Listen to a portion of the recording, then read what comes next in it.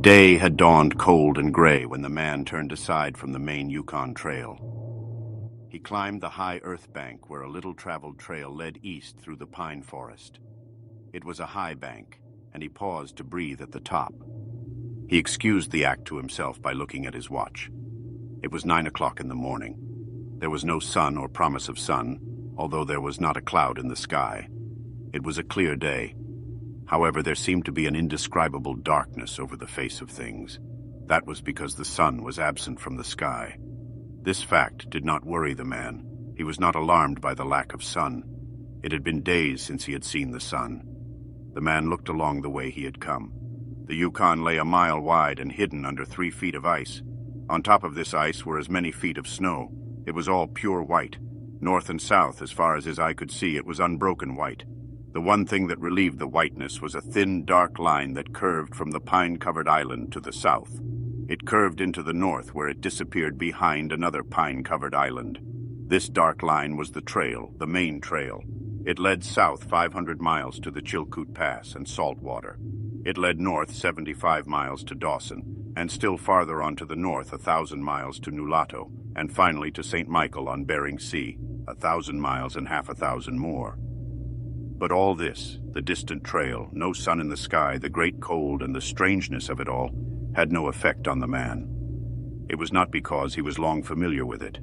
He was a newcomer in the land, and this was his first winter. The trouble with him was that he was not able to imagine. He was quick and ready in the things of life, but only in the things, and not in their meanings. 50 degrees below zero meant 80 degrees of frost. Such facts told him that it was cold and uncomfortable, and that was all. It did not lead him to consider his weaknesses as a creature affected by temperature. Nor did he think about man's general weakness, able to live only within narrow limits of heat and cold.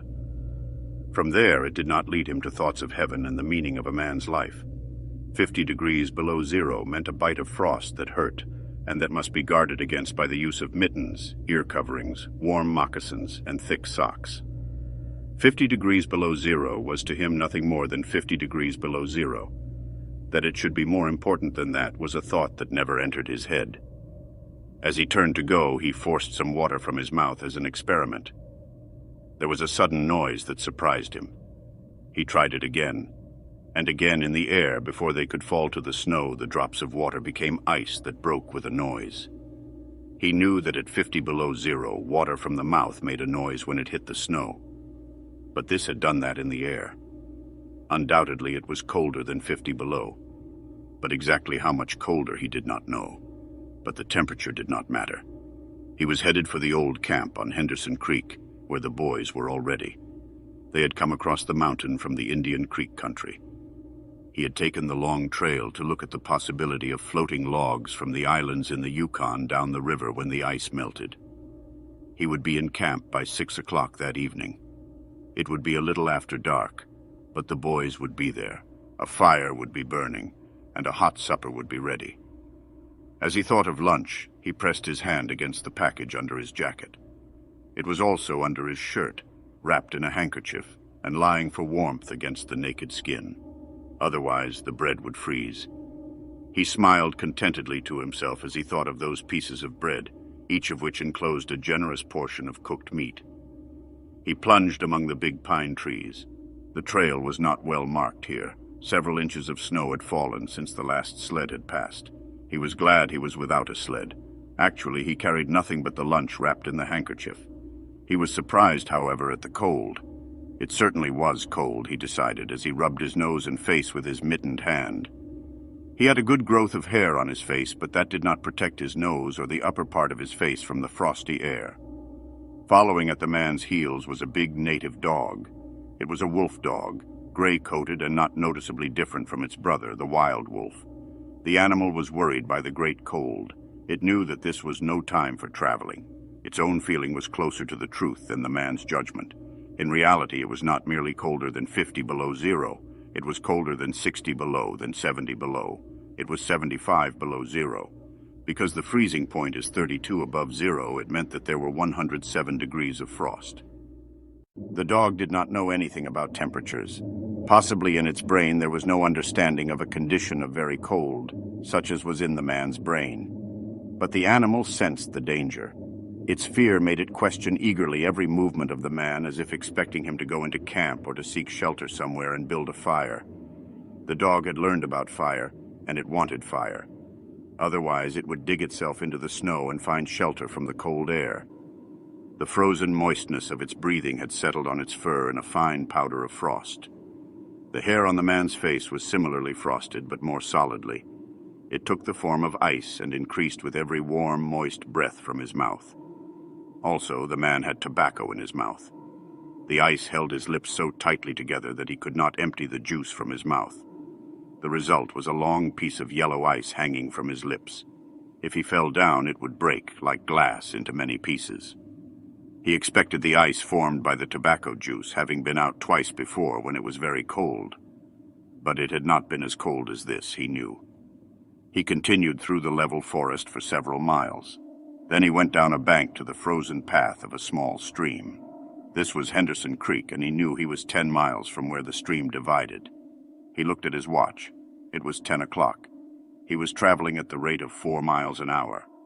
Thus he figured that he would arrive where the stream divided at 12:30. He decided he would eat his lunch when he arrived there.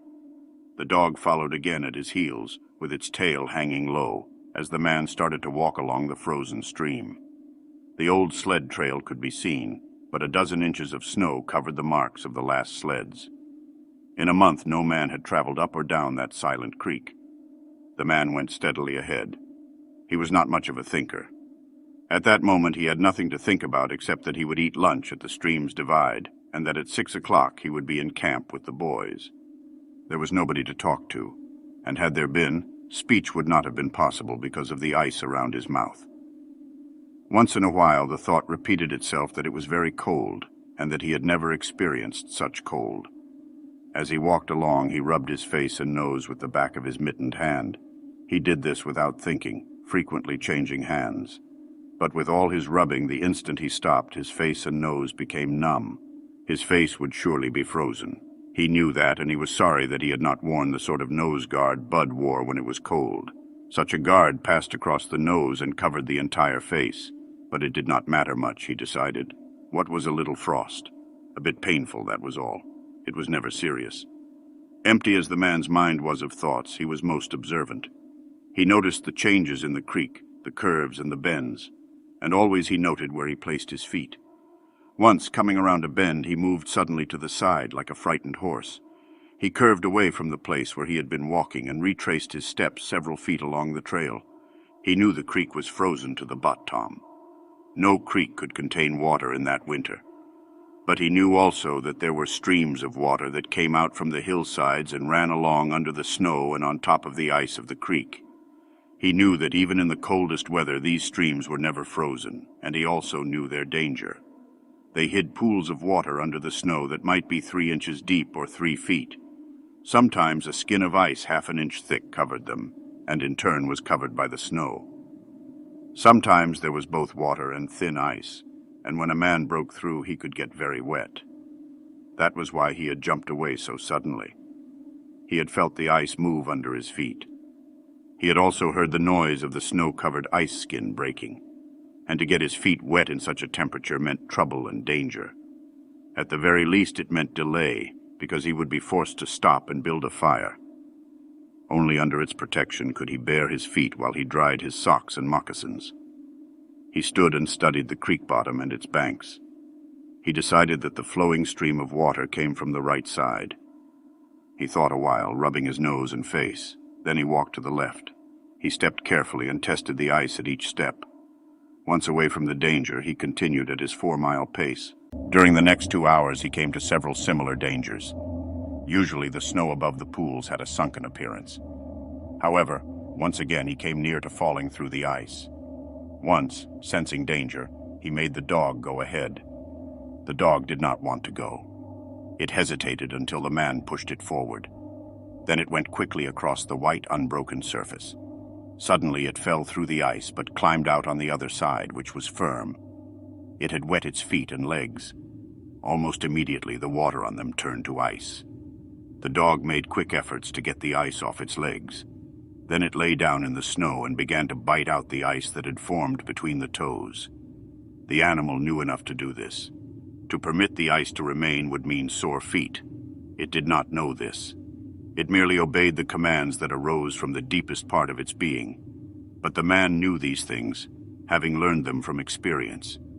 He removed the mitten from his right hand and helped the dog tear out the pieces of ice. He did not bare his fingers more than a minute, and was surprised to find that they were numb. It certainly was cold. He pulled on the mitten quickly and beat the hand across his breast. At 12 o'clock the day was at its brightest, yet the sun did not appear in the sky. At 12:30 on the minute he arrived at the divide of the creek. He was pleased at his rate of speed.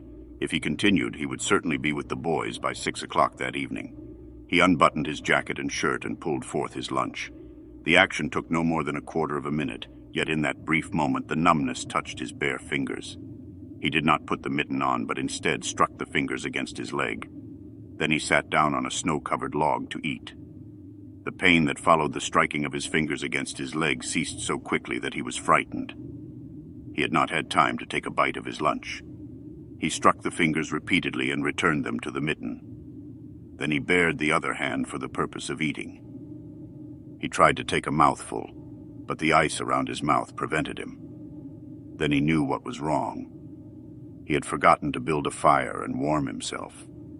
He laughed at his own foolishness.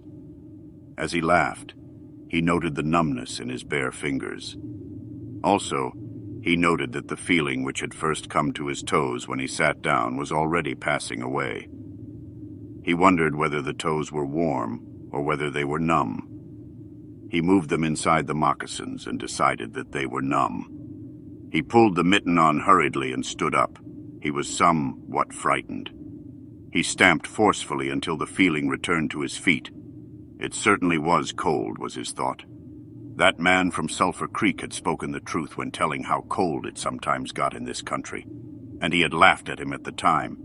That showed one must not be too sure of things. There was no mistake about it. It was cold. He walked a few steps, stamping his feet and waving his arms until reassured by the returning warmth.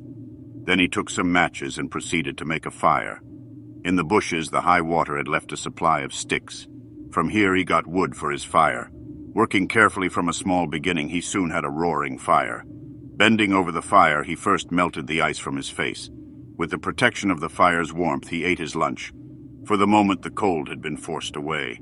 The dog took comfort in the fire, lying at full length close enough for warmth and far enough away to escape being burned. When the man had finished eating, he filled his pipe with tobacco and had a comfortable time with a smoke.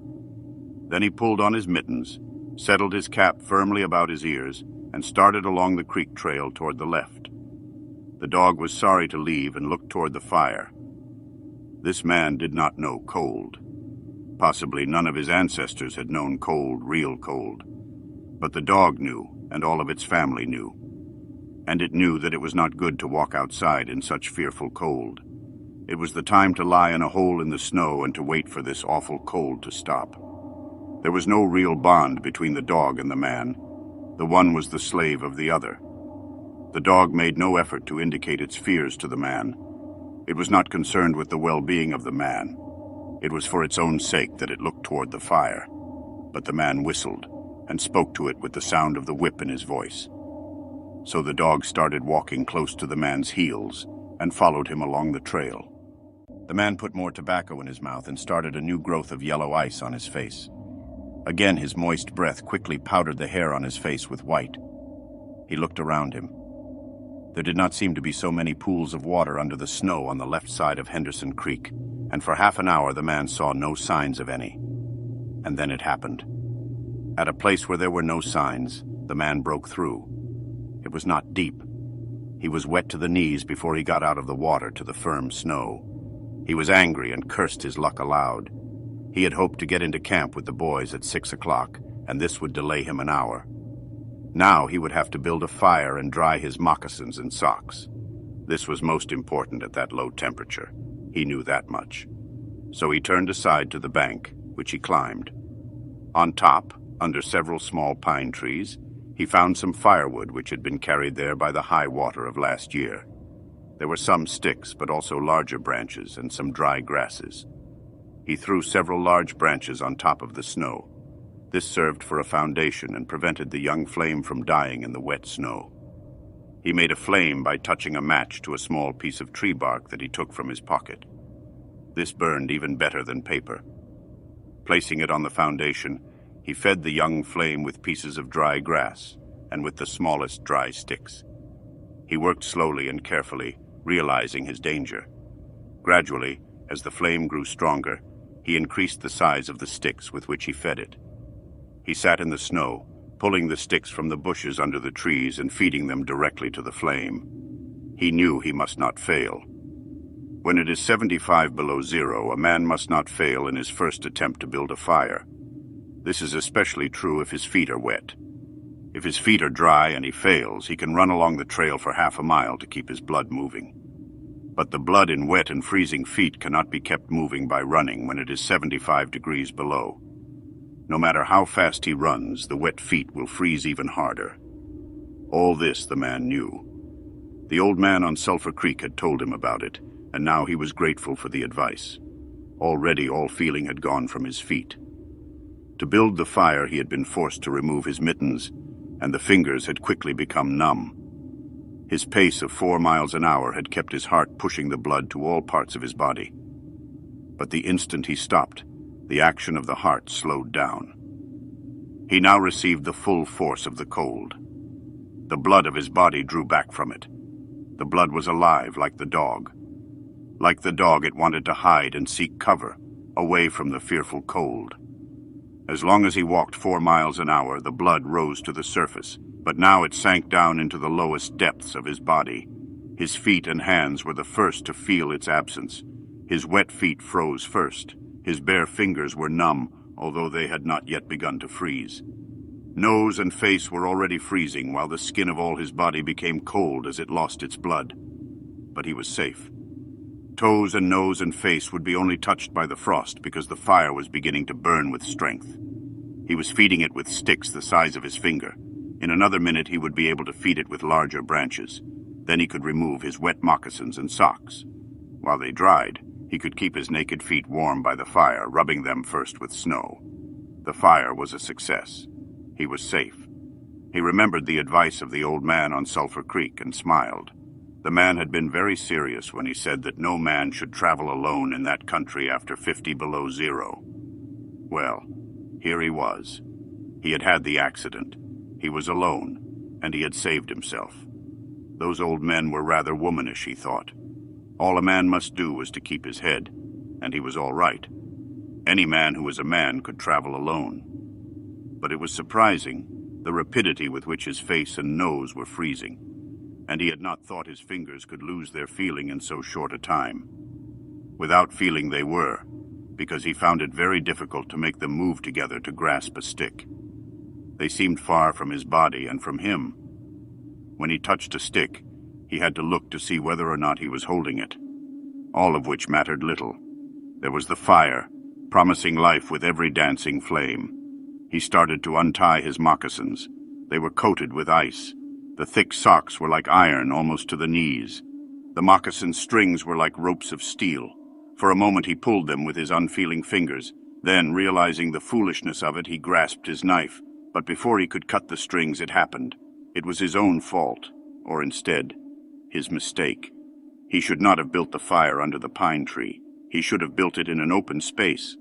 But it had been easier to pull the sticks from the bushes and drop them directly on the fire.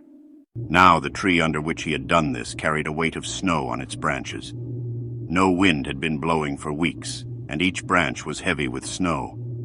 Each time he pulled a stick, he shook the tree slightly.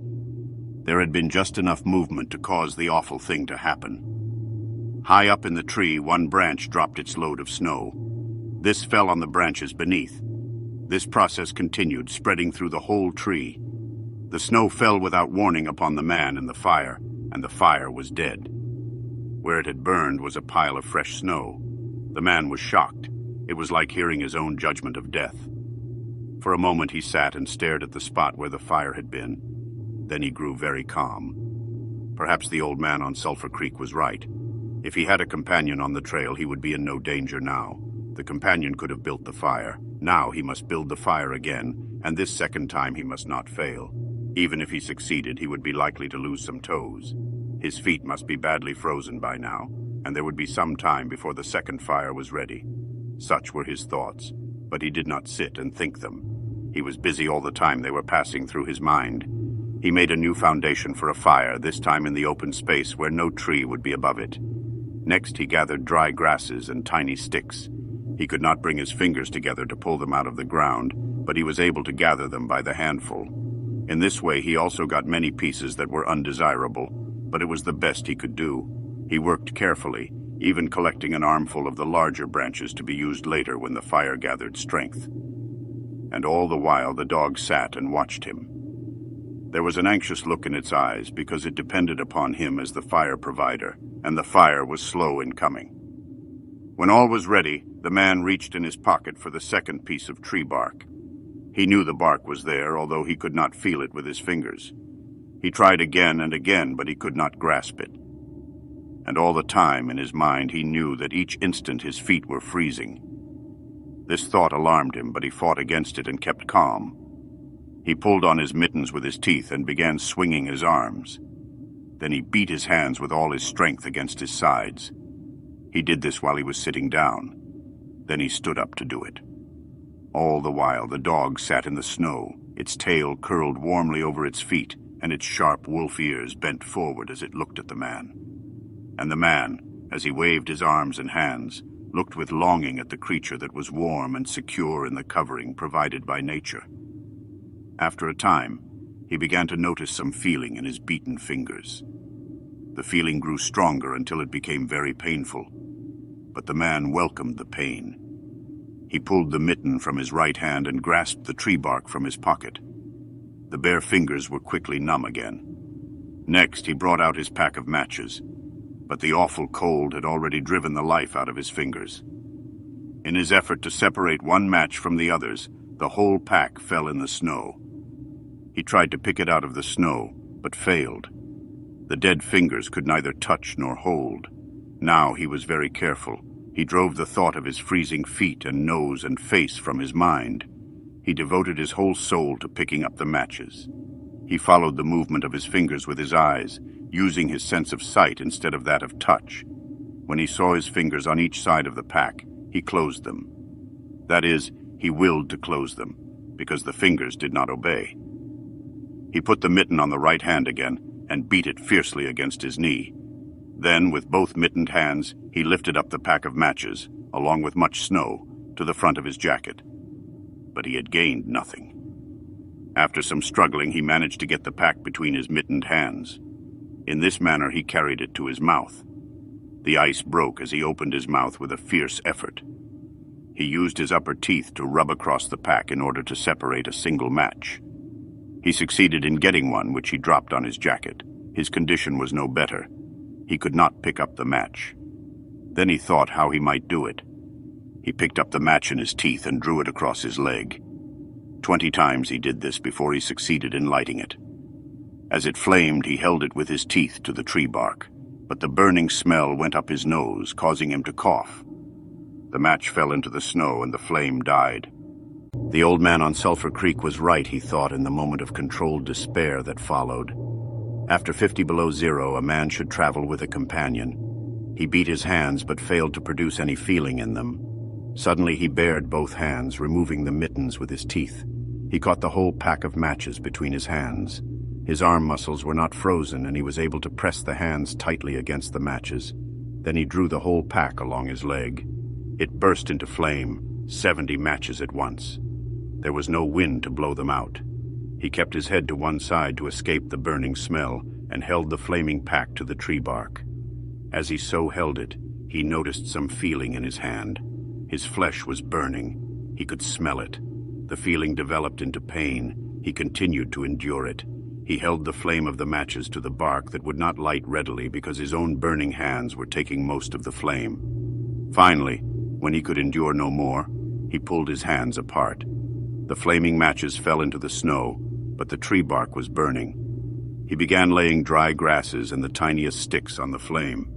He could not choose carefully because they must be pieces that could be lifted between his hands. Small pieces of green grass stayed on the sticks, and he bit them off as well as he could with his teeth. He treated the flame carefully. It meant life, and it must not cease. The blood had left the surface of his body, and he now began to shake from the cold. A large piece of a wet plant fell on the little fire. He tried to push it out with his fingers. His shaking body made him push it too far, and he scattered the little fire over a wide space. He tried to push the burning grasses and sticks together again. Even with the strong effort that he made, his trembling fingers would not obey, and the sticks were hopelessly scattered. Each stick smoked a little and died. The fire provider had failed. As he looked about him, his eyes noticed the dog sitting across the ruins of the fire from him. It was making uneasy movements, slightly lifting one foot and then the other. The sight of the dog put a wild idea into his head. He remembered the story of the man, caught in a storm, who killed an animal and sheltered himself inside the dead body and thus was saved. He would kill the dog and bury his hands in the warm body until feeling returned to them.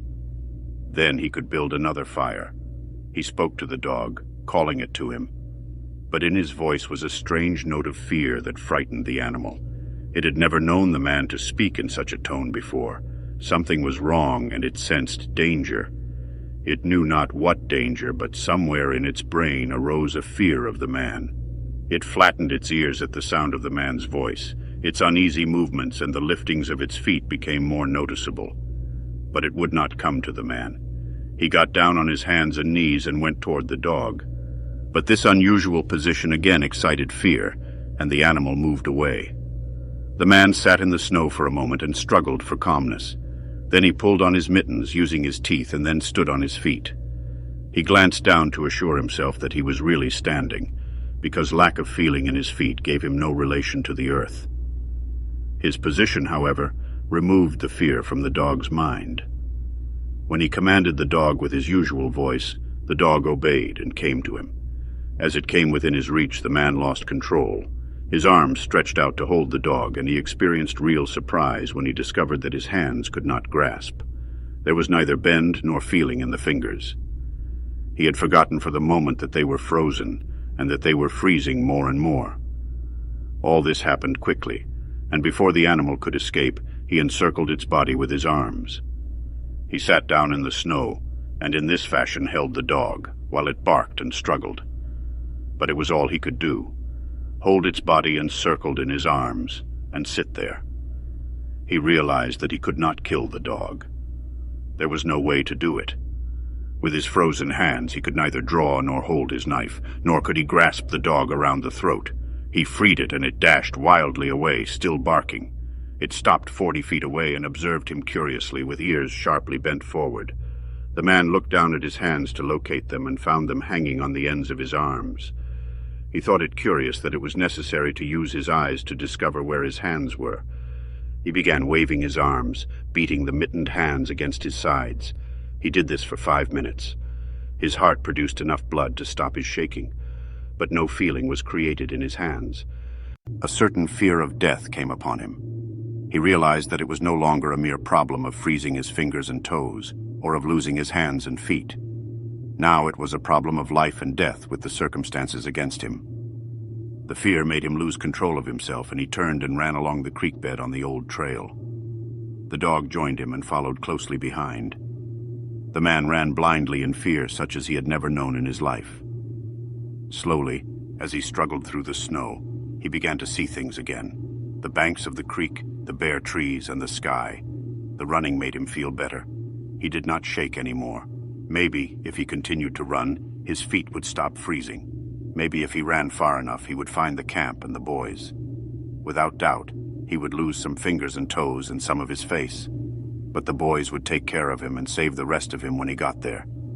And at the same time, there was another thought in his mind that said he would never get to the camp and the boys.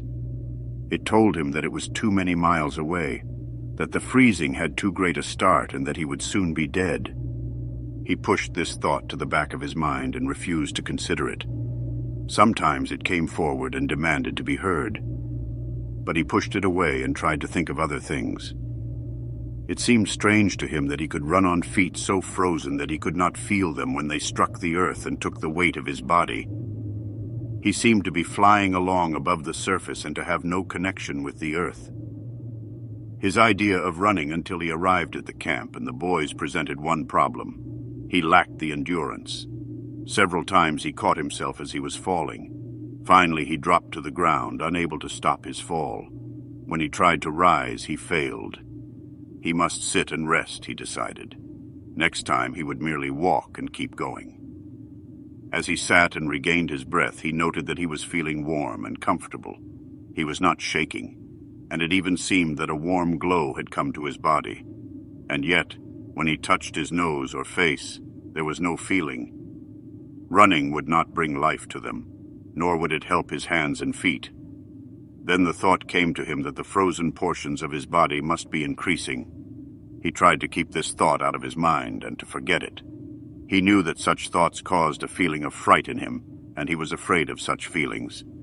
But the thought returned and continued, until he could picture his body totally frozen. This was too much, and again he ran wildly along the trail. Once he slowed to a walk, but the thought that the freezing of his body was increasing made him run again, and all the time the dog ran with him at his heels. When he fell a second time, the dog curled its tail over its feet and sat in front of him, facing him, curiously eager.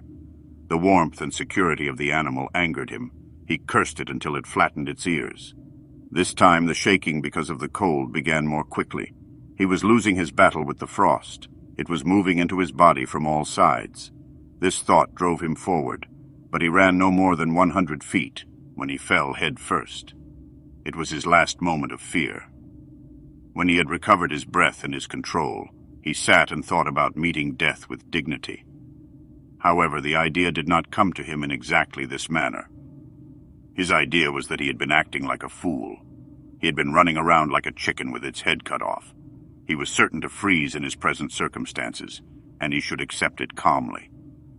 With this newfound peace of mind came the first sleepiness. A good idea, he thought, to sleep his way to death. Freezing was not as bad as people thought. There were many worse ways to die. He pictured the boys finding his body the next day.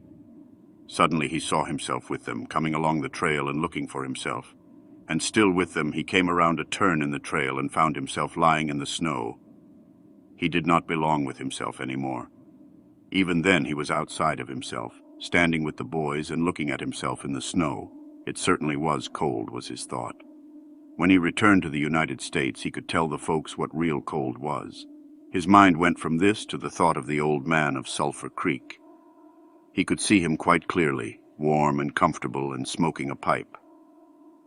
"You were right, old fellow. You were right," he murmured to the old man of Sulphur Creek. Then the man dropped into what seemed to him the most comfortable and satisfying sleep he had ever known. The dog sat facing him and waiting. The brief day ended in a long evening. There were no signs of a fire to be made. Never in the dog's experience had it known a man to sit like that in the snow and make no fire. As the evening grew darker, its eager longing for the fire mastered it. With much lifting of its feet, it cried softly. Then it flattened its ears, expecting the man's curse, but the man remained silent. Later, the dog howled loudly, and still later it moved close to the man and caught the smell of death. This made the animal back away. A little longer it delayed, howling under the stars that leaped and danced and shone brightly in the cold sky. Then it turned and ran along the trail toward the camp it knew, where there were the other food providers and fire providers.